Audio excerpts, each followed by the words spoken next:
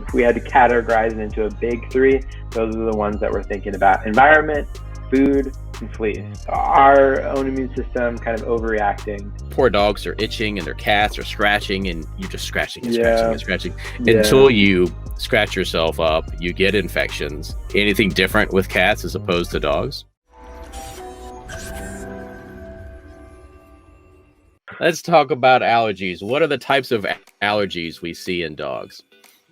Yeah, I mean, you can get an immune reaction from anything really, but I would say the three biggest ones that I'm looking out for in dogs are food allergy, flea allergy, and environmental seasonal, like atopic allergies, atopic dermatitis. Those are kind of if we had to categorize it into a big three, those are the ones that we're thinking about: environment, food, and fleas. Okay. I guess we'll back up here. What exactly is an allergy? People talk about, I've got allergies. I've got snotty, sneezy nose, or, my kid's allergic to peanuts or something like that. So what is an allergy?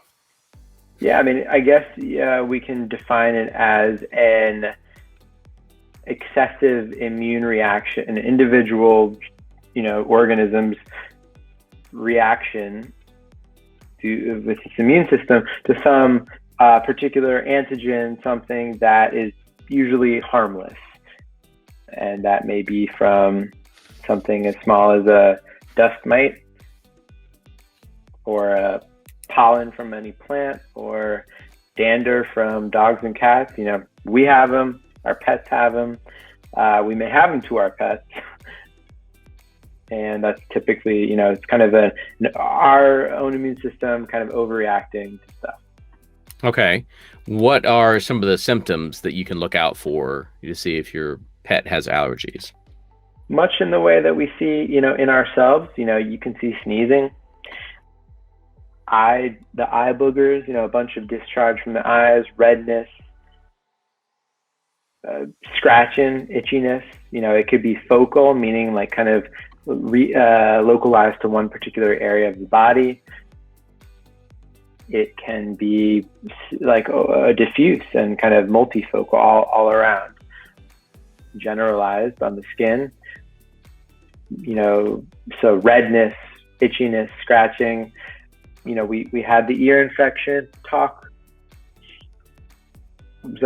Did we have the ear infection talk? I felt like we talked. I think it was last week. Yeah. Last week or the week before. I'm forgetting pancreatitis versus ear infection, but basically, oh, that's right. We spoke about like ear infections and how oftentimes it may be a result of an underlying allergy, and that's definitely a symptom to be looking out for. So it could be licking the paws, licking the legs, the belly, the inguinal region. It could really be just about anything. But yeah, I mean, those are kind of the things that you're looking for. So a bunch of scratching, maybe even scratching to the point that, could lead to self-trauma and excoriations and bleeding, if it's that bad. I remember in our vet school class, dermatology, our professor, I love him, Dr. Ferrer. He was an awesome guy from Barcelona. And we was talking about, he's practiced in the U.S. and in Spain. And one of the first things that he put on the board was pruritus. And that's actually not a word that I had encountered before vet school, but it's kind of like itchiness, like the medical jargon. And, he says 95% of people spell it incorrectly. It's not like pancreatitis with the I at the end. It's Pruritus. And that's kind of just been ingrained in my head. But I remember him showing us a video of a cat with severe environmental allergies. And this thing was like, oh my God, I think it was on YouTube or something. It was really sad to see. It looked like it was seizing, actually. It wasn't seizing. It was so pruritic and itchy that it was like writhing on the floor, like going in a ball, like scratching stuff like a tumbleweed in a Western. And he told us that, like, on a scale of, pain intensity, we're thinking about, I'm never going to be able to experience what am grateful not, to not be able to experience childbirth, but the pain of that, or the pain of acute, like a ligamentous tear, which unfortunately I have felt, things that are really, truly severe pain triggers.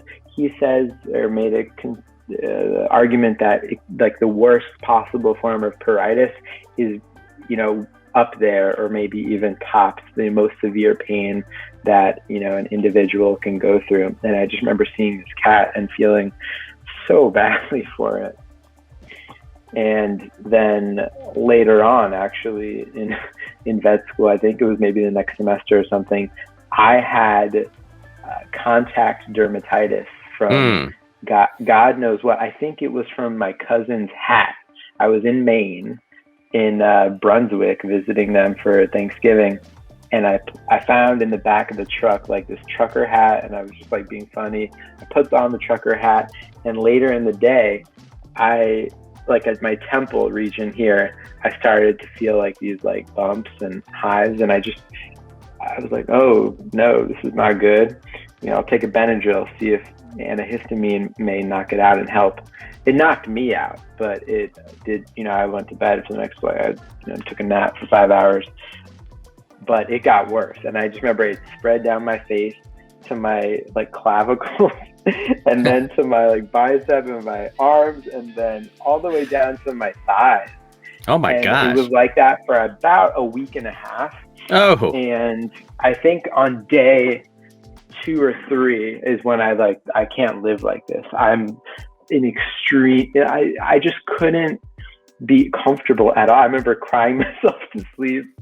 I feel badly taking all this time to talk about it, but the point is that like it was one of the most uncomfortable experiences of my life, and I had 2 ACL tears, and I like put the water, taking a shower, I put on the hottest that I could, just to like burn it, and that was the only thing that could give me some comfort.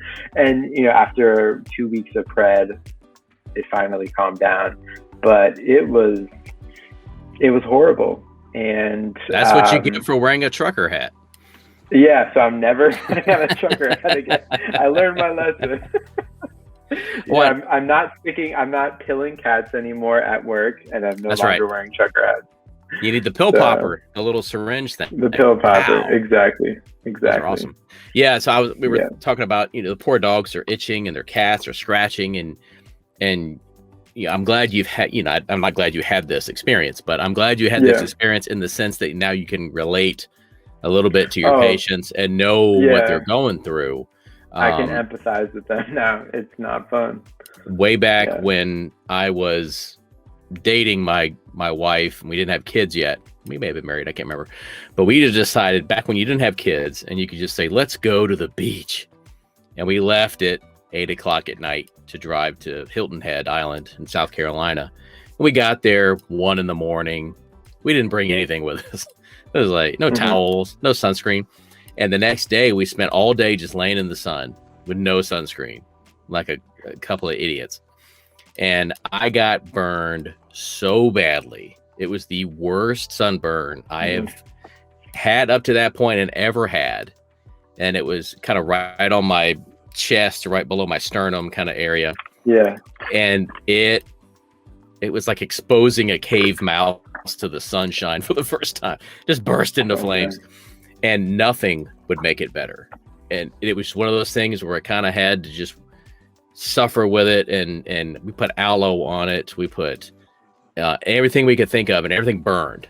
And you put it on there. My skin was just like a 3rd-degree burn almost. And the only thing that worked was Neosporin lidocaine, which works, but it's also greasy.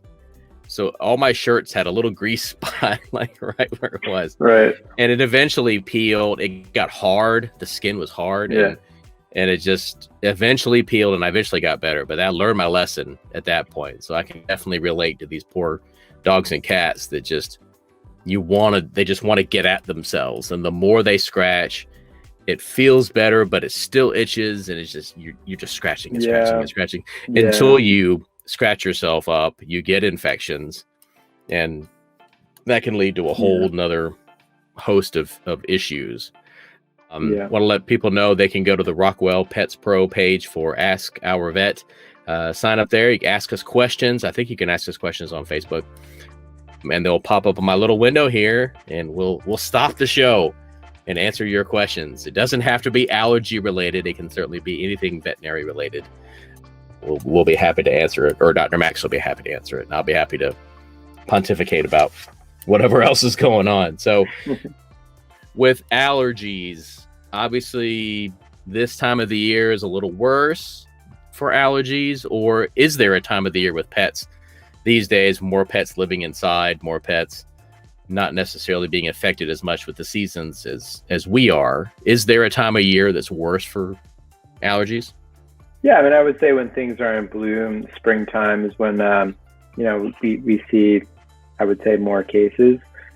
But most definitely, there's, a plethora of patients who, have allergies throughout the year.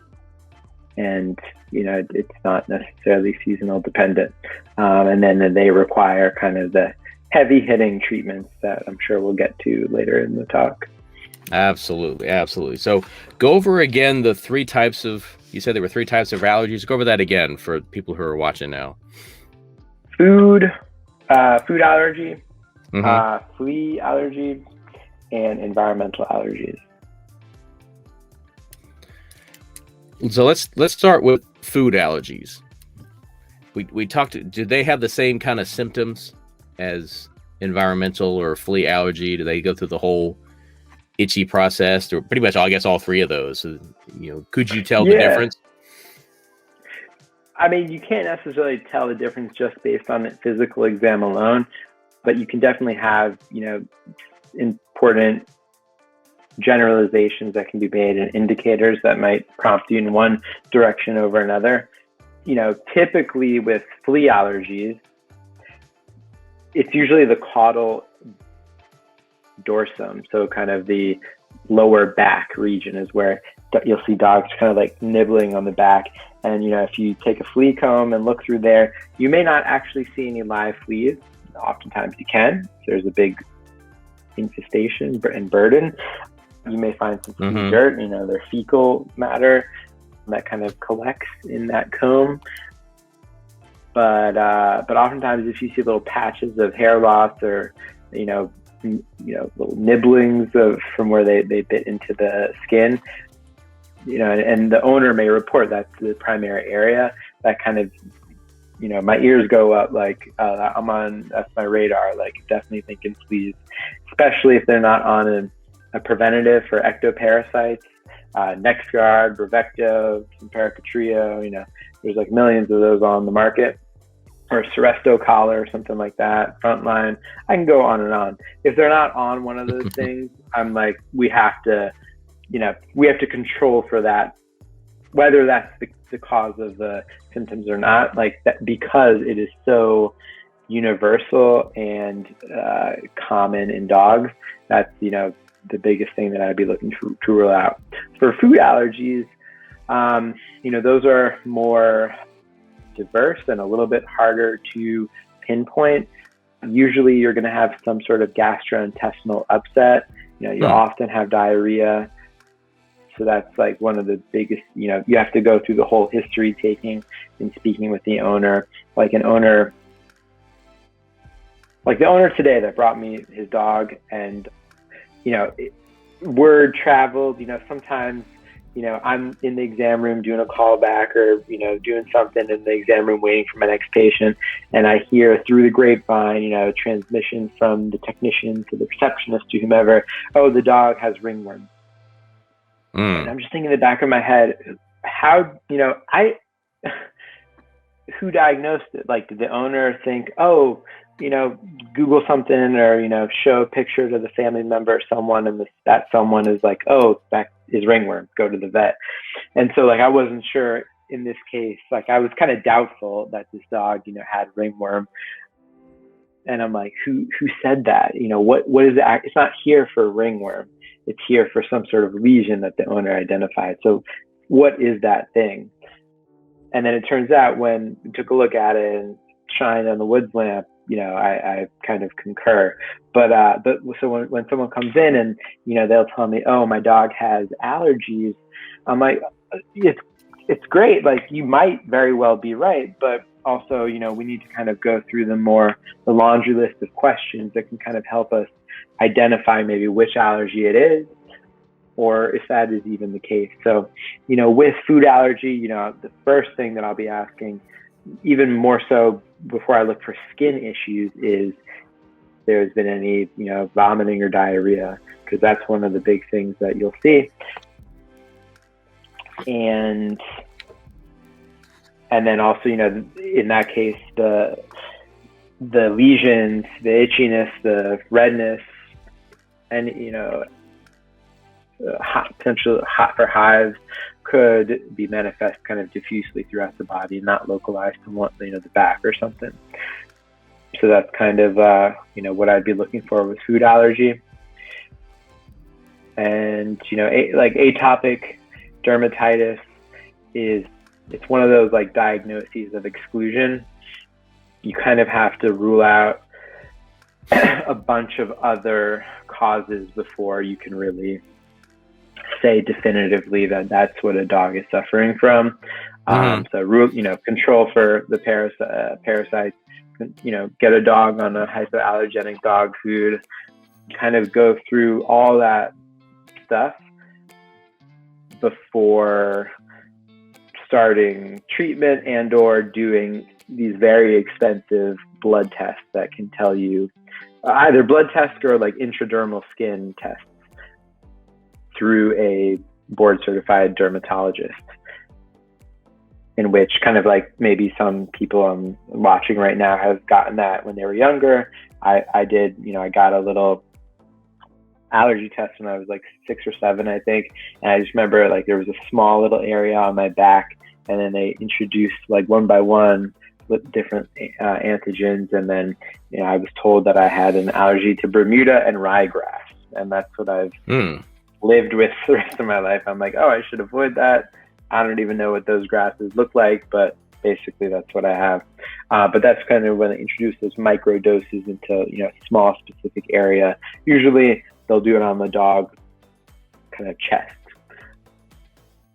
But that is, that's kind of what you do, the blood test or that intradermal skin test, to kind of look for some of those environmental allergies. What are some of the questions you would ask an owner to determine about allergies?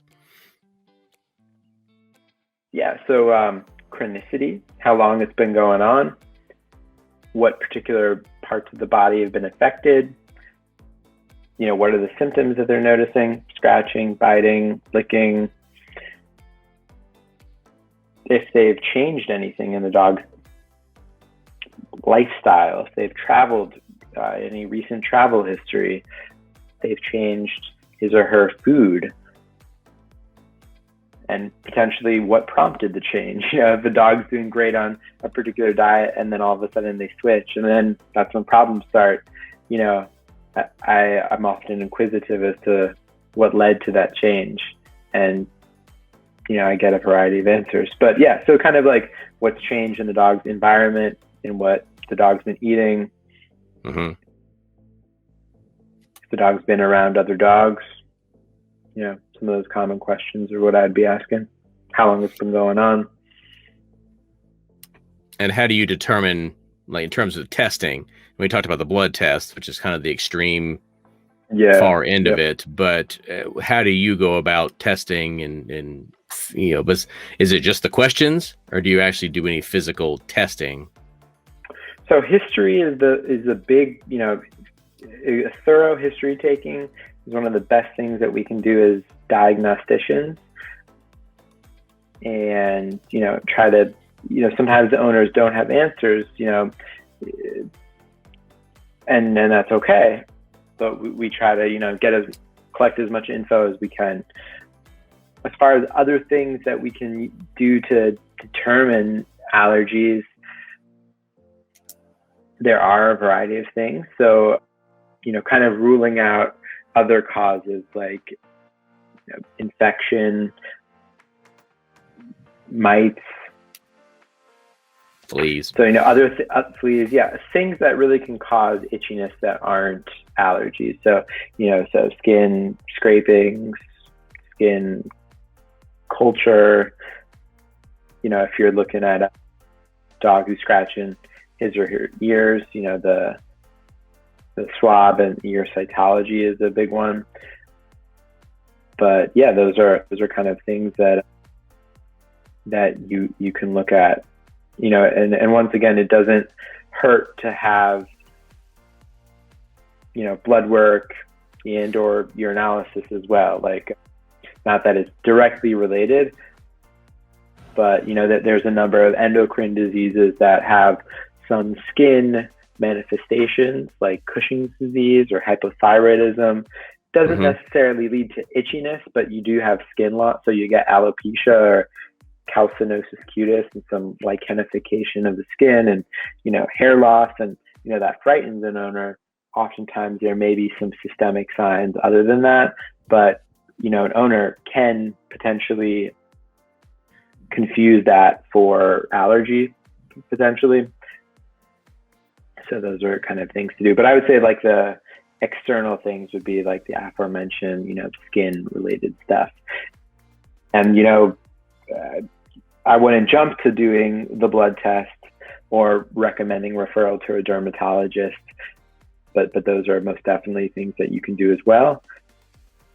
And yeah, those are kind of the things that I think about in terms of diagnostics. Interesting how when I first started in this business forever ago, we had so many dogs with fleas. Fleas was it was fleas. And you had the flea dips, the places, the pet stores that would have the free flea dips on the weekends. You take your dog and you put them in a big galvanized steel tub. They dump stuff on them, and then, they run around the parking lot. It's to the point now, the preventatives are so good now that we get surprised when we saw fleas on a pet. It used to be just a common thing. Oh, there's a flea, pick it off, pop it with your fingernail on the table, and then move on. We'd have dogs we would bathe, and it looked like they're bleeding from all the flea and the flea dirt and they probably were. Flea poop and everything. It was horrible. Yeah. But we don't see that as much now. And it's still, owners still come in and go, my dog's itching, he has fleas. And it's funny how fleas have gone so far down the list in terms of what could be on your dog. And yet people still come in and go, it's fleas. And you're like, well, no, it could be allergies. It could be something. And they go, no, he has fleas. You're like, well, he's on Advantage. He's on, whatever is around at this point. So, in terms of what are some of the more common things pets are allergic to that you found besides fleas? Yeah, I mean, there's numerous plant species, fungal species, storage mites, dust mites, cats.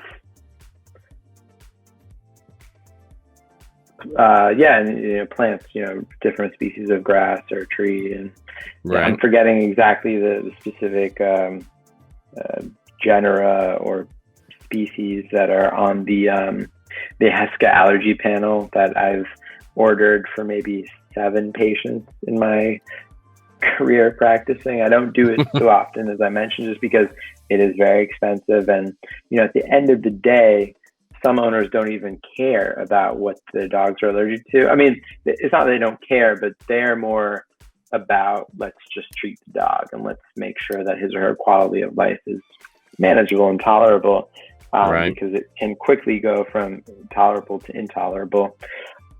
And so they, have no interest in doing testing. But yeah, those are the things that have come back on those panels. So oftentimes, it can be speculative, like, we went to the park, we went hiking, we don't know what shrubs or whatever were there, like, if they went upstate New York or something, but, he got this reaction. Sometimes it could be an acute thing where, it's kind of this like anaphylactic. I mean, in those situations, oftentimes they'll go to like an emergency hospital closer. But we've had some cases of anaphylaxis, and it could be from a vaccine. I haven't even mentioned that, but sometimes the things that we introduce into our patients, while well-intentioned and very good from a like public health and individual standpoint of prevention of disease transmission, can actually have a really negative effect on them. And we document that. We'll call the manufacturer. We will either pre-medicate next time or make allowances to not vaccinate a particular individual with a particular vaccine based on the reaction. I just remember like a pug came in when I was working in Massachusetts. Her name was Dora, and she was like this cute, fat little pug. And I think one of the doctors gave her a Lyme vaccine. Pug. We can do the fat math. It's fine. Yeah. And like she gave her the Lyme vaccine, and like she almost died. I mean, she was like not able to breathe, and thank God for some quick acting injections and steroids and antihistamines. Benadryl and dexamethasone did the trick. But it was scary. Speaking of pugs, are there certain breeds of dogs or cats that are more susceptible to allergies than others? There probably have been studies as to, maybe breed predispositions, but I've seen it in everything. Yeah. We always would have bulldogs, you get an English bulldog with allergies, surprise, surprise. I would say, if I had to, I would say those. We'd always see my poor Golden would have allergies, bulldogs, pugs, Westies, things like that. And do you see it in more dogs that are more, this matters, low to the ground? Their nose is in the grass. Their nose is, just in that bush, sniffing. Yeah, for sure. I mean, I think it's probably a combination of the conformation of the body and like closeness to different, plants and stuff that, could trigger reactions. So that's probably definitely a part of it. And then also dogs, I guess, in persistence at like exploring different areas, and maybe one who's a little bit closer to owner and not wanting to stray off the leash so much, maybe not getting themselves into the thicket, and that's possible. But it's also possible that they're, staying indoors, not really going out much, and yet still have symptoms, and that's possible too. And it could be from what the owner brings in on his or her clothing, and those cases are really difficult because, exposure or. There we go. Can you hear me? Oh, yeah, it cut out. Yeah. Because you're not sure, like, what is this dog exposed to that this is happening? If they're like, indoor only. And if I have some dogs who are like litter box trained and like don't really go out because their owners, stay and keep them in the house. That's what they do. Their prerogative. But why are they getting allergies? So those are kind of the head scratchers. But but I think you're right. Probably those that are lower to the ground and more keen on exploring probably get it more. What about cats? Do you see cats? You got an indoor cat versus an outdoor cat? Do you see more allergies in the indoor cat, or is the outdoor cat kind of? My mom's cat had a lot of itchiness, and she did the allergy testing with her cat, and it turned out he was allergic to cockroaches, I think, which is like, all right, random. Somebody's like, get the cockroaches out of the house, I guess. But we talk a lot on the show about dogs. We don't necessarily do a lot about cats, and I know we've got a lot of cat viewers out there. Sure. Anything different with cats as opposed to dogs? I'll be honest, I don't see it as often in cats, or maybe it goes undiagnosed more and owners aren't, seeing that as much. But yeah, I mean, I guess in terms of environmental allergies, just because I'm dealing with so far fewer cats who are going outdoors. But food allergies, most definitely. I think much like in dogs, you're thinking about chicken and beef as being the primary or the most common food allergens. And so, yeah, I mean, there's actually two kittens right now that, they've gone through a laundry list of different diets, and I'm suspicious of food allergy. And so right now they're on a novel protein. Right now they're on salmon-based diet and doing better on it. So we're probably going to keep them on that. But yeah, so I mean, I've seen definitely food allergy more in cats and fleas. Those are the things that I'm seeing causing scratching and itchiness in cats. I feel like I get dogs presenting to me for itchiness way more than I get cats. Okay. Can a dog be allergic to its own dander? Yeah, it's a great question. I suppose it's true. And if that's the case, I'm sure it's extremely rare. But I guess I don't want to say no, because, this is science, and really, like, anything is possible. I'm not familiar with a particular case, or I've studied one, but it could be possible. Hey, if you like this video, don't forget to like and subscribe to the channel and share it with all your animal-loving friends. My name is Mike the Voice Monkey, and we will see you this week with Dr. Max on Ask Our Vet.